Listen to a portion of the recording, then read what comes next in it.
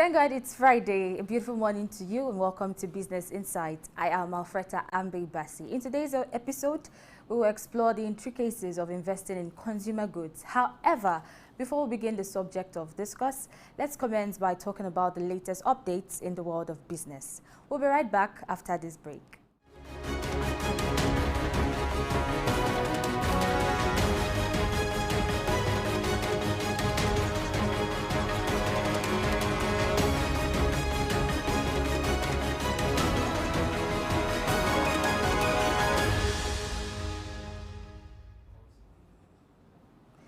The African Development Bank, AFDB, is set to disburse $250 million into Nigeria's off-grid energy sector for rural electrification projects.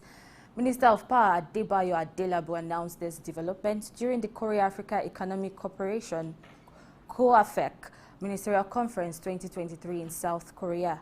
The Nigerian Electrification Project, NEP, a private sector initiative created by the federal government, is aimed at providing electricity to rural communities through various means such as mini-grids and solar home systems, and is expected to benefit over 500,000 people and increase installed power generation capacity.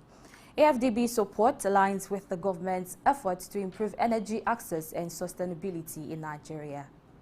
Moving on, the International Monetary Fund, IMF, has reported that low-income developing countries are grappling with a significant debt burden amounting to 88% of their gross domestic product, GDP. This information was revealed in the IMF's 2023 Global Debt Monitor report. The global debt decreased by 10%, which currently stands at $235 trillion, a 20% decline over the past 2 years. However, it still represents approximately 92% of global GDP, with a 3.6% decline in the last year. IMF issued a warning to developing countries, urging them to enhance their tax collection capacity and revenue mobilization efforts. Failure to do so could lead to difficulties in managing debt, even if the debt levels appear relatively low. The IMF cautioned that global debt could resume its upward trajectory in the medium term, as the favorable macroeconomic conditions that temporarily eased debt ratios in 2021 to 2022 are not expected to persist. And away from that, Uganda's Finance Minister, Matia Kasaija, has projected that the country's economy is expected to grow by 6.5% in 2025. This marks a slight acceleration from the anticipated growth in the current year and is primarily driven by the industrial services and agricultural sectors. Kasaija also noted that the country's public debt as a percentage of gross domestic product, GDP, had decreased to 47% by the end of June, down from 48.4% the previous year. He attributed this decline to a slower rate of debt accumulation, aligning with the government's commitment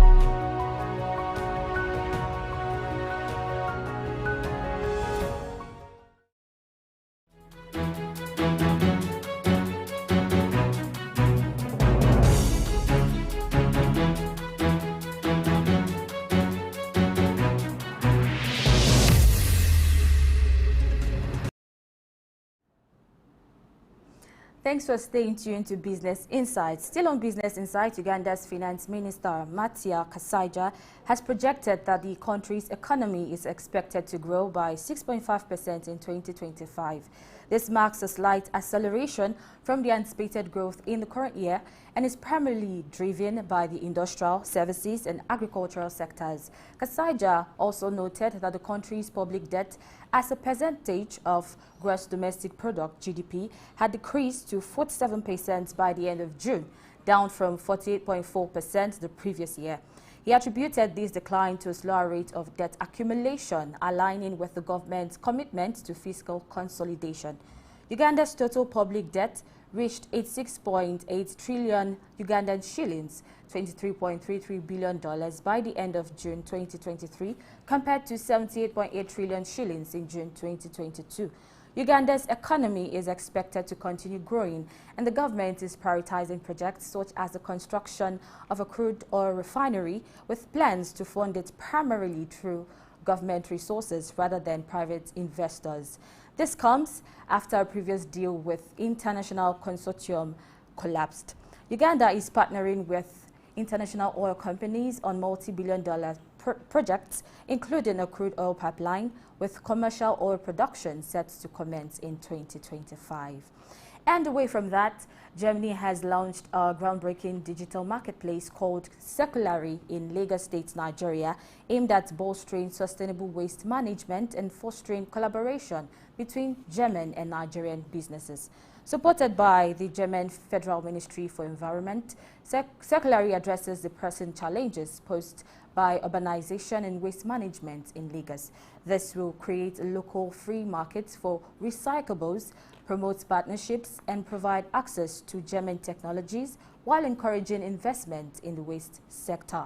This initiative aligns with Nigeria's commitment to sustainable development, waste reduction, job creation, and renewable energy adoption, as noted in the General Manager of Lagos State Environmental Protection Agency, Dr. Adedolapo Fashawe. This collaboration demonstrates Germany's dedication to greener business in practices in Nigeria and marks a significant step toward a more sustainable future for Lagos State. And now to the Middle East. The investments of banks operating in the UAE reached a historic high of 580 billion dirham at the end of July 2023. This represents an 18.8% increase compared to July 2022, when investments stood at 487.7 billion dirham. The largest share of bank investments consisted of bonds totaling 266.8 billion dirham at the end of July 2023. Bank investments in stocks reached 12.5 billion dirham, marking a 3.3% increase from the previous month and a 5.9% increase during the first 7 months of 2023 compared to December 2022. Other investments by banks amounted to 50.3 billion dirham at the end of July 2023, reflecting a 12.5% from July 2022. It is important to note that bank investments do not include deposits with the central bank in the form of certificates or deposits and cash bills. And moving on, Ham Ordnance PLC, a chip designer, has successfully completed its U.S. initial public offering (IPO) with valuation of $54.5 billion. This IPO comes 7 years after SoftBank Group Corp took the company private for $32 billion. A take-private transaction means a private equity group purchases or acquires the stock of a publicly traded corporation. And despite the lower valuation compared to SoftBank's acquisition last month, this IPO is still favorable for SoftBank when compared to its $40 billion deal to sell ARM to NVIDIA Corp. Major clients including Apple, NVIDIA, Alphabet, Advanced Micro Devices, Intel, and Samsung Electronics have already invested in ARM's IPO. Investors have been scrutinizing ARM's exposure to China given geopolitical tensions with the United States. Sales in China contributed 24.5% of ARM's revenue in fiscal 2023. China and Venezuela have signed several bilateral cooperation agreements covering economy, trade, tourism, science, technology, civil aviation, and aerospace. This development comes during Venezuelan President Nicolas Maduro's visit to Beijing. Marking his first visit to China in 5 years, Venezuela has expressed support for China's Belt and Road Initiative and is seeking closer collaboration within multilateral frameworks like Brazil, Russia, India, China, South Africa, and the United Nations. China also expressed willingness to support the construction of special economic zones in Venezuela. We'll bring you reports from various stock exchanges, commodities, and currency markets after this break. Do stay tuned.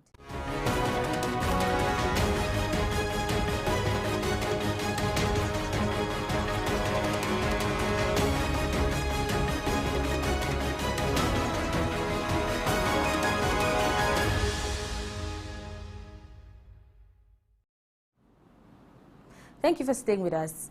At the close of trading session on the Nigerian Stock Exchange, a total of more than 788 million shares were traded in 8,810 deals, amounting to a market value of 14 billion naira. This represents a 38% increase in trading volume, a 63% increase in turnover, and a 5% increase in the number of deals compared to the previous NGX trading day. The current market capitalization of the Nigerian Stock Exchange stands at 36.9 trillion naira. Among the 115 NGX listed equities that participated in the trading session were 26 gainers and 26 losers. Chelorams led the gainers with a 10% increase in its share price, closing at 3.85 naira per share. This was followed by Learn Africa, Academy Press, and Consolidated Hallmark Insurance. On the downside, eTransact International had the largest decline, with its share price falling by 10%, followed by Ikeja Hotel, Associated Bus Company, and Guinea Insurance. United Bank for Africa recorded the highest trading volume with 301 million shares traded, followed by Sterling Bank, Consolidated Hallmark Insurance, and Owando. At the Uganda Securities Exchange, a total of more than 323,000 shares were traded, equivalent to a market value exceeding 9 million Ugandan shillings. This data represents an 86% decrease in trading volume compared to Wednesday's trading session. The current market capitalization of the Uganda Securities Exchange stands at 16.2 trillion Ugandan shilling. In total, 3 equities listed on the USE were involved in trading activities, resulting in 3 gainers and 2 losers. Jubilee Holdings led the gainers with a 7.25% increase in share price, closing at over 4,000 Ugandan shillings per share.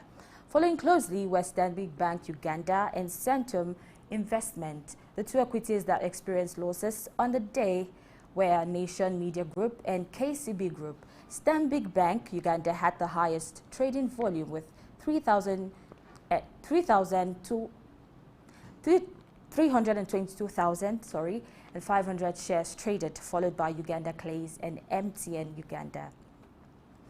And in the commodity market, wheat sells for 569 US cents per bushel, while gold is sold for 1,910 per 2.27 US dollars per troy ounce. Silver is valued at 26.66 US dollars per troy ounce. Copper is trading at 3.77 US dollar per pound. And Brent crude oil stands at 92.16 US dollars per barrel. In the currency market, the US dollar is trading at 940 to 950 naira. The British pound is sold between 1,195 to 1,205 naira per pound, and the euro is bought at 995 naira and sold for 1,005 naira. That's the end of our business news segment. I am Alfreda Ambe Bassin. Coming up with Blessing AHA is a talk on investment in consumer goods. It promises to be an interactive conversation. Keep watching Business Insight.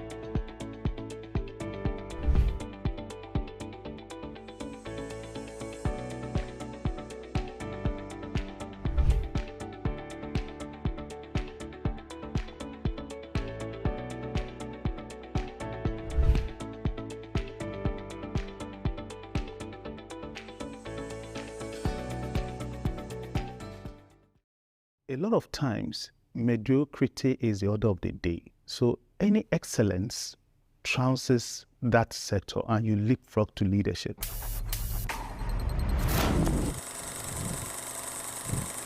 Why are there 3 W's? I mean, there may be many, but for me, these are the 3 that guided me. And the first W is what I call way power. Way power for me is how to inculcate and imbibe and explore, learn and unlearn the industry in which you are and the specific function you are in that industry. Whether you're a technology person, whether you're a finance person, whatever your entrepreneurial pursuit is, be the best in it. Show the way. Way power. Why is that key? Because a lot of times, mediocrity is the order of the day. So any excellence trounces that sector and you leapfrog to leadership. The second W is willpower. Essentially, always going the extra mile. You fall down 7 times, stand up 8. And many times people will tell you, Austin, give up this thing, many people have tried it, you are not suited for this. Always say, let me try one more time. Perhaps that was the secret behind the success of the electric bulb by Thomas Edison.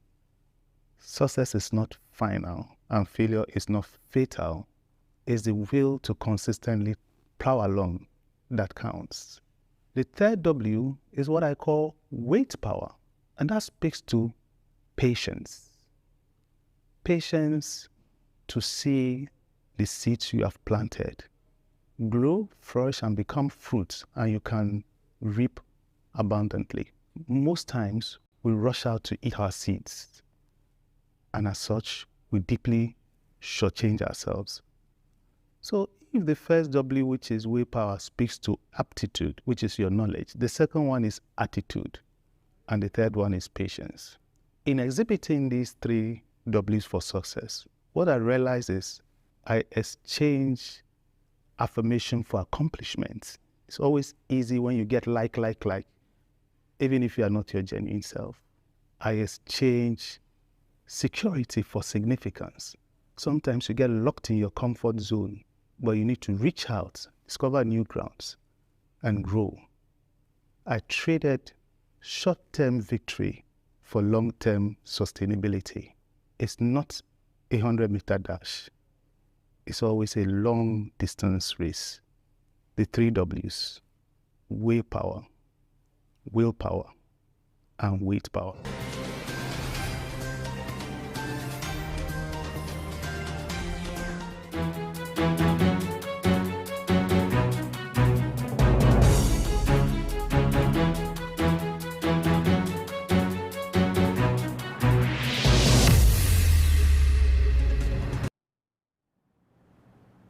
Thanks very much, Austin Okere, for giving us wonderful tips on business as well as leadership, being the better version of yourself.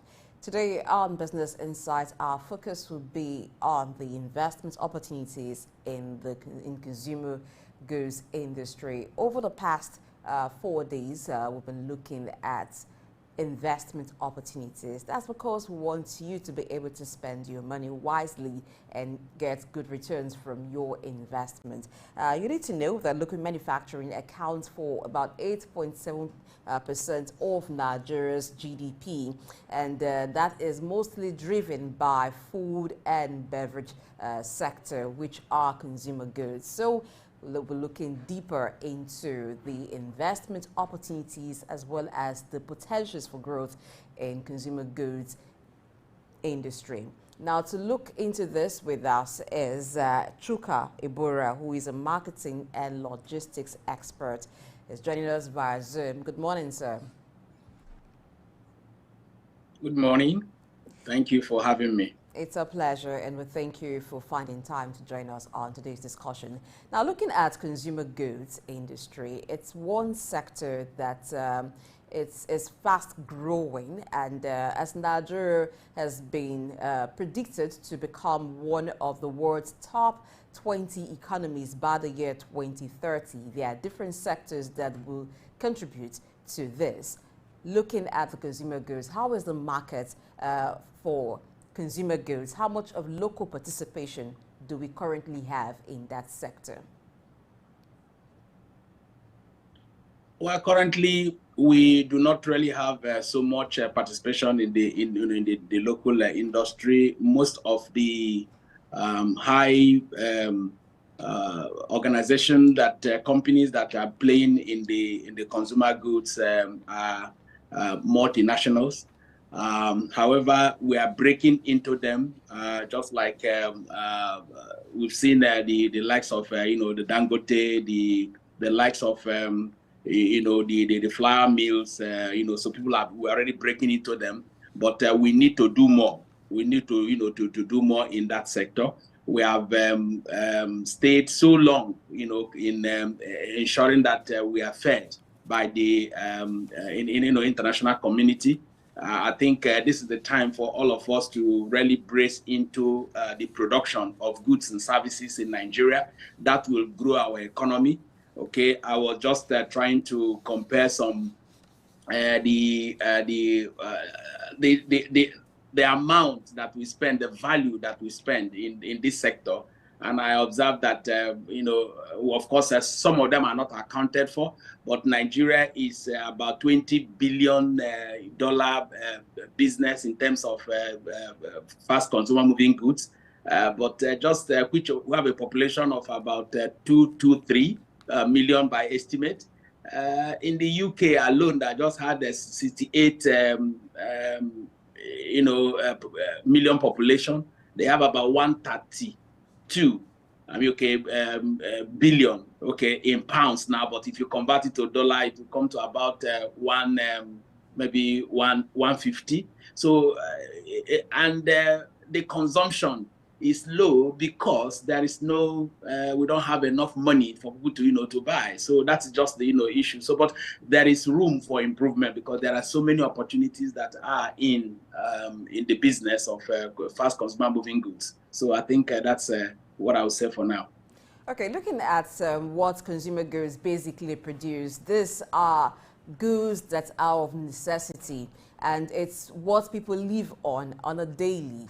Why haven't we had enough of local manufacturers? Is it that the raw materials to produce some of these goods are quite expensive, and so if we have local production here, are there other factors that makes it challenging for local manufacturers to go really into that sector? Because we have a lot of foreign investors, a lot of foreign manufacturers taking over that sector. Would the goods be cheaper if we have them locally produced, and so there will be more patronage of the goods? Well, there are challenges.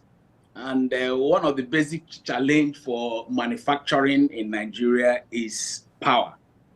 All right. I worked in an organization for 16 years. And for the total of the 16 years, we do not use public power to produce. So, and they also have some backups from their parent company that help, the organization to ensure that they do not go under. And so whatever they produce, we consume. So one of our major problems is consumption. Then the other problem is our preference to foreign goods in Nigeria. Okay, it's either because we do not package them well, or because we just don't want to consume what is ours.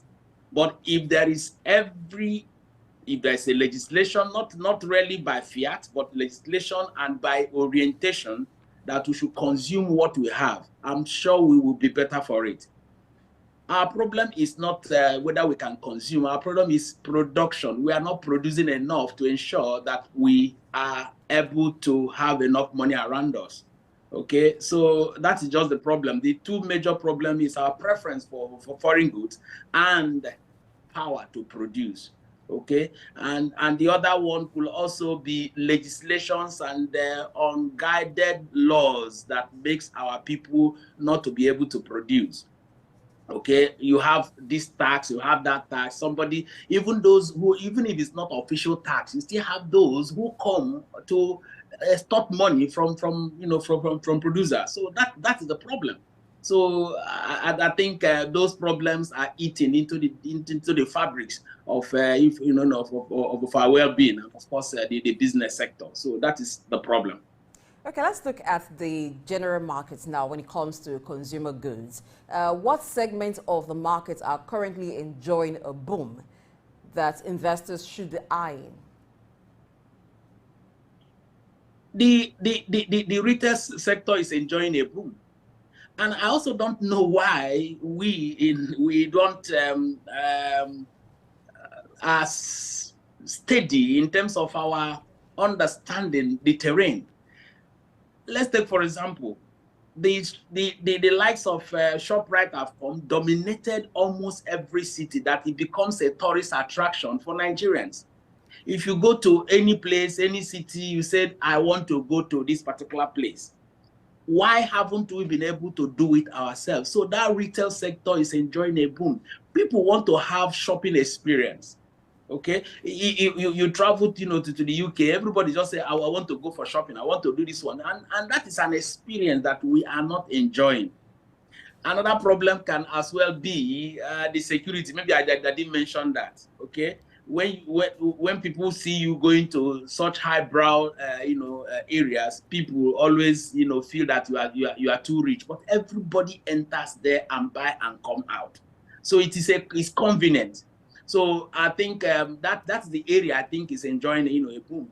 The transport sector is having issues because of the fuel hike, because it's part of the the business chain. So the area that is enjoying the boom is the retail sector. If you produce, there is a place you are going to sell. But again, we do not have standards. That is another problem that we have in our sector. We don't have standards. Anybody can open anything, can sell anything, so we don't have standards. If we start having standards in Nigeria, even in our business sector, however small you want to open, there must be specifics. Then it will be better for for all of us. So the retail sector is where I think is enjoying a boom. Talking about standards, let's look at the textiles and the apparel sector. We'll find an influx of foreign-made, foreign-produced textile materials and apparel. And sometimes when you place these products or this material side by side, locally produced products, you find that the local ones sometimes are better. But we have the problem of finishing. How do we handle that? I said that earlier. Apart from us preferring to have for foreign goods, we must always, that's the standard I'm talking about. We do not have standard. Everybody, once you want to start producing, you probably obviously you have approval, but we do not follow through. There could be regulatory authorities who do not go in the way of the society. Our society is a corrupt society. Let me know if you don't want to agree. Unfortunately, that is what it is.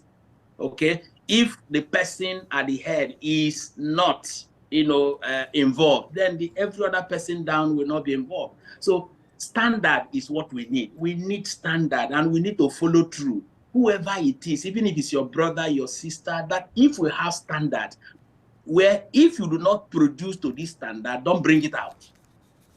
And then we follow it through.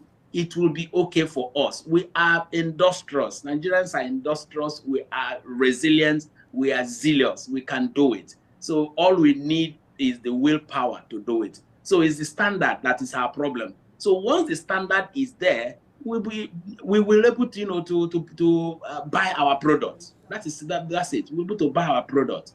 And the economy will boom. Economy will boom when we start buying our products.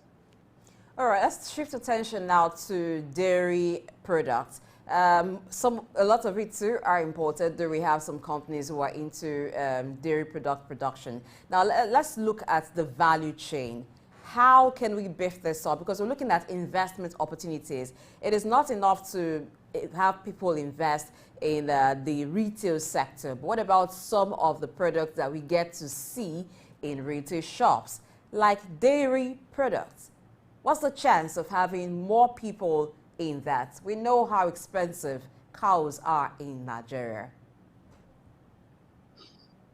Okay, I want to just give an analogy about this importation. A friend, when the we're having the what do you call it, the people having light in their house through the sun. What's the name now? Inverters, okay, and you use batteries. One of my friends want to start, the bringing in of batteries, standard batteries. And one of my, his friends said, no, ask them to reduce, because it's coming to Nigeria, reduce the content, the quality of the product so that we'll be able to sell. That's exactly what is happening in some of these imported, products.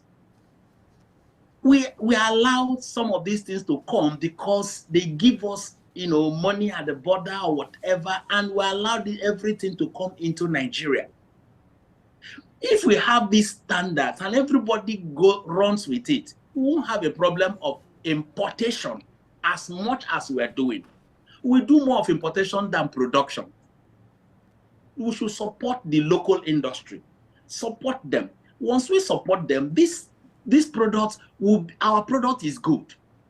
Our product is good. We do not want to kill. You can't find yourself producing something that will kill your brother, whatever. But when they are bringing it in, we reduce the standard, and the cost becomes cheaper. Once it's cheaper, people will buy the one that is cheaper, and it's imported. So that's the problem. So, but I think we're doing well in that sector, but we're not doing as much. Okay. So that's the problem. So we need to ensure that they bring in the standard and then ensure that we produce. So that's where it will, everything we will go fine with our economy in terms of that particular sector you just mentioned, the dairy sector. Okay, since you've talked about the challenges that faces that segment of the market, that's talking about dairy products, let's look more into regulatory practices. Because for different products to be coming in from various countries, they have to be proper regulation. Apart from the regulatory agencies, do you think that the retail shops still have a role to play, talking about where they source their products from and ensuring that these products are standard? Because they do get feedback sometimes from the consumers themselves. Most retail organizations are just there to make profit. They are not bothered about once you are buying, you want to list your product in a retail shop. Once it's making profit, they are good. I know that when we used to monitor the street hawkers, all they talk about is their profits. They don't bother whether the product is good or whether it is of standard or whether anybody is involved. Nothing. All they want is profit. And more importantly, with the economical situation in Nigeria, everybody is thinking about what next to eat, how do I take care of my family. So the problem with the retail outlets is that they are not bothered about the standard. They are bothered about how they make their profits.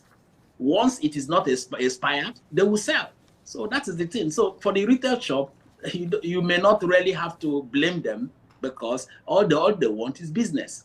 And so it is the regulatory authority and, of course, the standard organization. I don't know whether they are just there with just by name.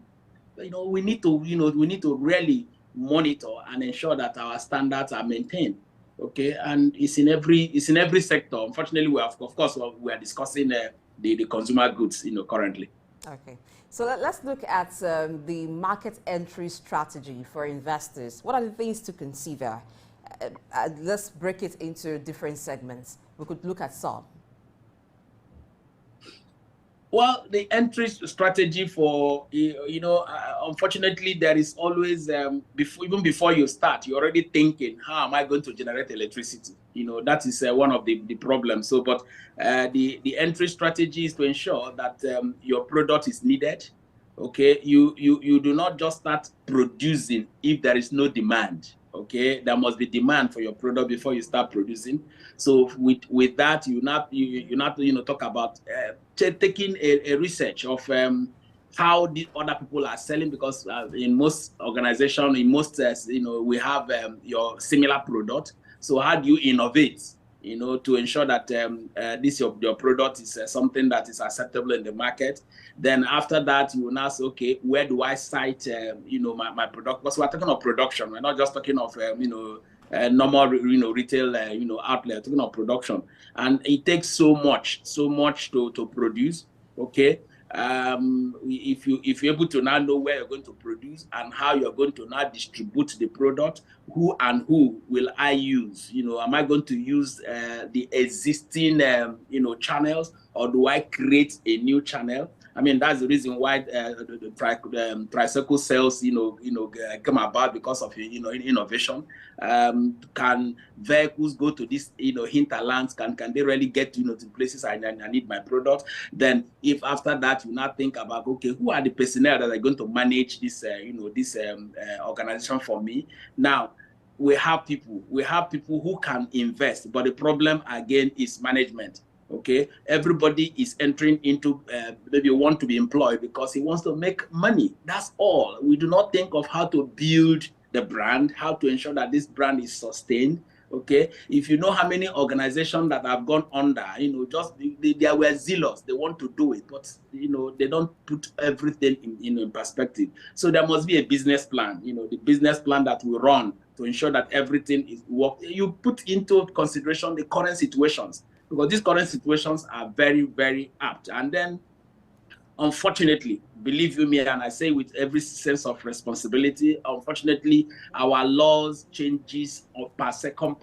We do not have a sustaining law in Nigeria. So today it changes, tomorrow it does not change. So that is again is bringing about people not really investing. Okay, we have a lot of people, believe you me. We have a lot of people who want to invest. I have friends who say, what sector do we enter? You enter this one, it becomes a problem. So, but these are the, the entry, requirement for you to ensure that, you're talking about, of course, you have to have money, but the most important is your idea. It's the idea that is most important than, than the money. Once the idea comes and it flows, people will support your dream.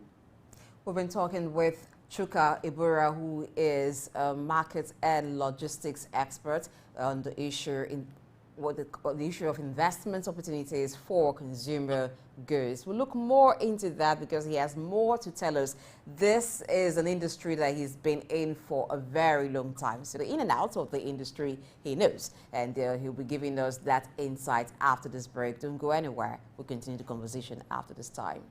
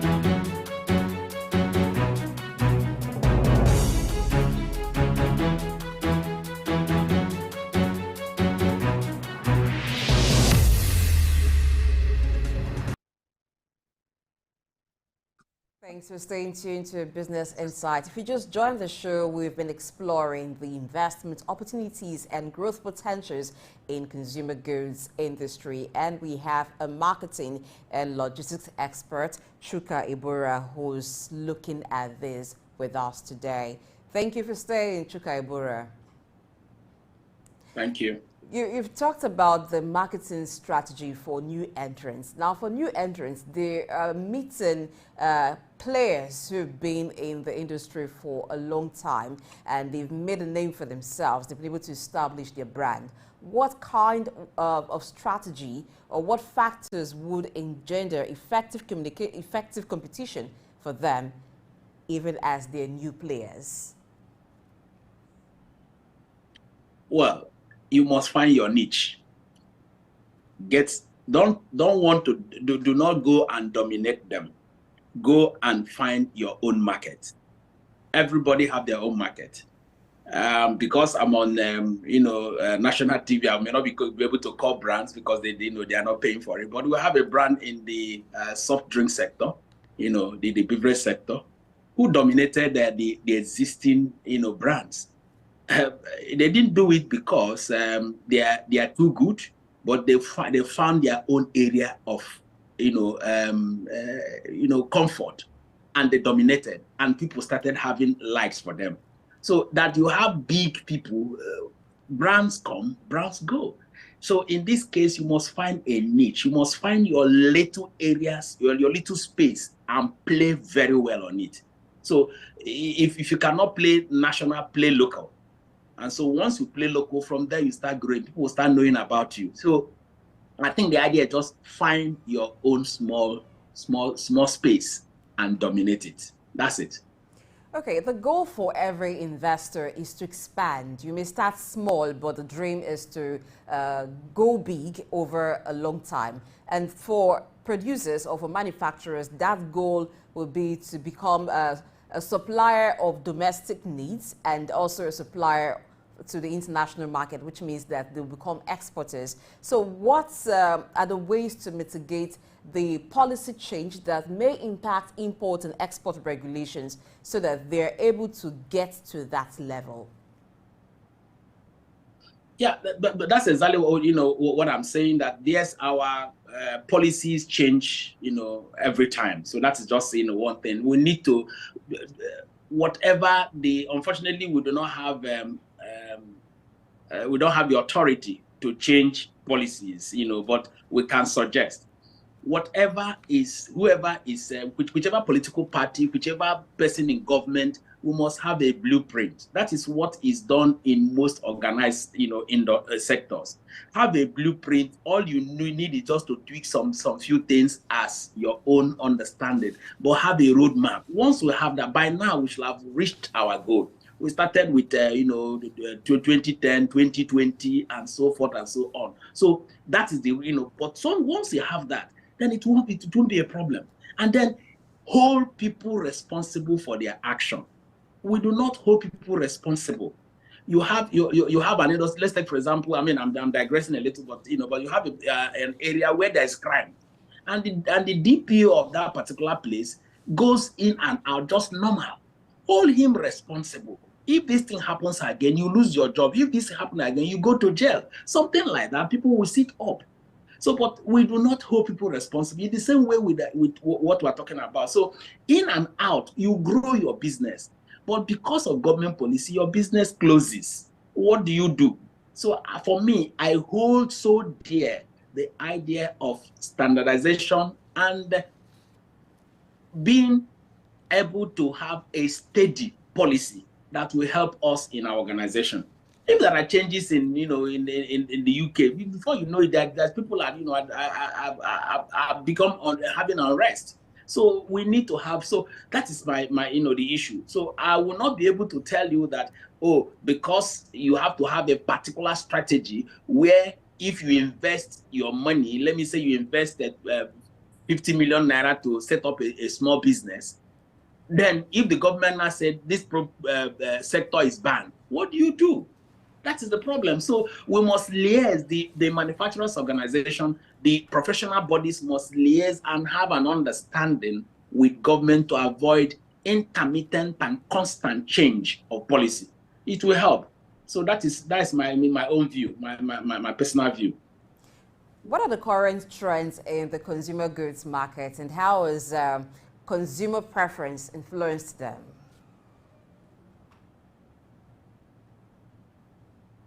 Sorry, I didn't hear the question well. We understand that consumer preference changes over time. To what extent has that influenced the trend that we currently see in the consumer goods market, and what is the trend like? Well, the trend is, well, there is changes in preference. There was a time where your products, your tastes, everything matters so much. Then it came to a time where those who are eating your product, who are consuming your product, became something that is, so you have the influencers, it became a trend. But now, for me, it is what your money can buy. Unfortunately, it's what your money can buy. Okay, there was a time as a young professional, if once I get myself identified with a product, I run with it. But it has come to a time when if the price is not good, I can't afford it. And so are many Nigerians. We have those who can afford it. There's no doubt about that, but they are very small in number. So it is the price that is happening. So it becomes difficult for you to eat or get what you want. So price is a very big determining factor. So at the size, people before, it is a thing of joy that you have the big pack of product in your house. But now on the go, you get your sachet, you get your, so it's the price that is determining a lot of things now in Nigeria. Okay, if I take some of the people who can't afford what they eat, but we are all small, significant number of the totality of the population of Nigeria. So price is a determining factor now, very, very well. Okay, you've talked about price, you've talked about size. Is this exactly a challenge, or it opens up opportunities for product innovation? It's not a challenge. Actually, it will come to become a challenge when the economy is really very good, when people have a disposable income to buy whatever they want. Then it will not be a problem any longer. But currently, it is an advantage. It's not a challenge, because that is what all you want is to ensure you fill your mouth. Your tummy. Unfortunately, you may fill it with things that are not very good. That's why the people are not probably living too long. So that is it. But the idea is that it is not a challenge. It is actually for now, it is okay. But once the economy is up and running, then it will become a challenge. Price will not be the determining factor. What will be the determining is what you want, and then the quality of what you want. Looking ahead, what does the prospect of consumer goods industry look like? We must eat. We must ensure that we service ourselves. Of course, part of them is your body. You must take care of yourself. You must take care of your tummy. You must take care of your physical being. So there's big prospects. The issue is the fact that currently we are just talking about only eating, how to eat and how to maintain yourself. Okay, people are withdrawing their words from the school where they were because they can't pay their school fees. Everything is just going, Of course, unquote, the Jackpot syndrome is on the increase. People want to leave, want to go. So, but there is prospect. The population is there. Okay, over 200 million Nigerians. We are the sixth, largest in population. So there is prospect. All we need is the right leadership and the right people and the right places to put us. And we should stop, destroying even the little that the government have done. People would go and, I recall when one of the governors in Lagos State, said that, okay, we want to light up Lagos. And just few months to that, people go and start removing the stuff. So there is what I'm trying to say is that there is prospect in the consumer goods in Nigeria. Everybody must eat. but what they eat is the problem. What is the relationship between the consumer goods market and the industrial goods market? I know that the consumer goods market feeds other industries. It feeds, there are value chains attached to it. But let's look at industrial goods market now. What is the relationship between that and consumer goods markets? Well, they are distinct, you know, because the consumer goods is you know, what you eat, what you use on a daily basis, but the other ones are the things that you use even in the production of the consumer. So they are all interrelated. Okay, if you want to produce, you must use machineries, which is in industrial goods.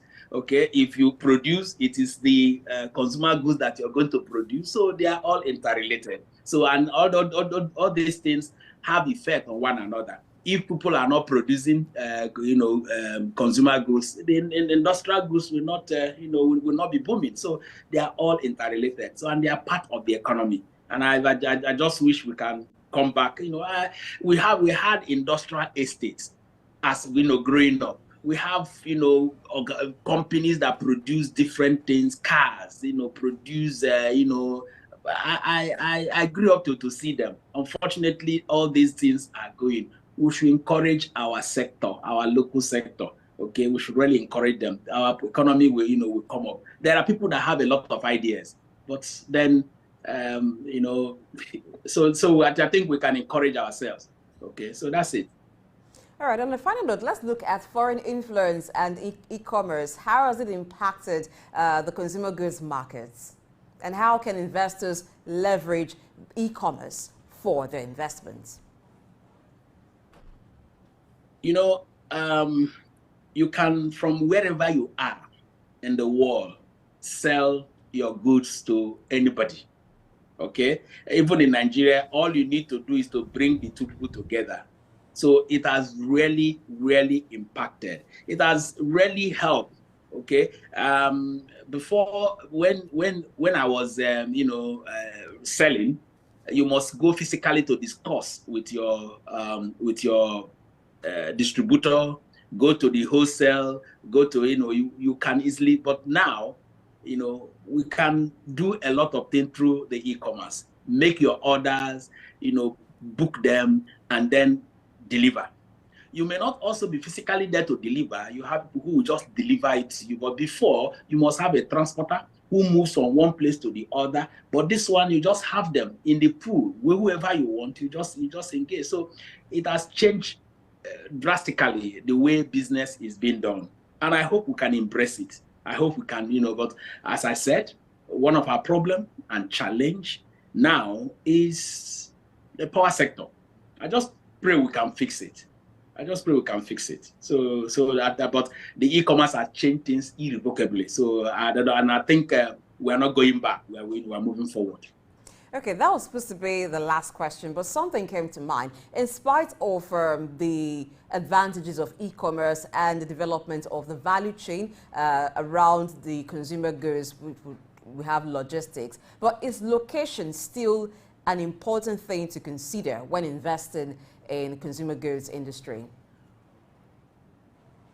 Well, there's no way location will not be a problem. I mean, it will not be considered. Okay, as I said, I recall I mentioned that in cost of the distribution. If you say that, for example, every place you have to, for example, you have only Lagos to be producing. What if it's needed, in the next one day in Sokoto? What do you do?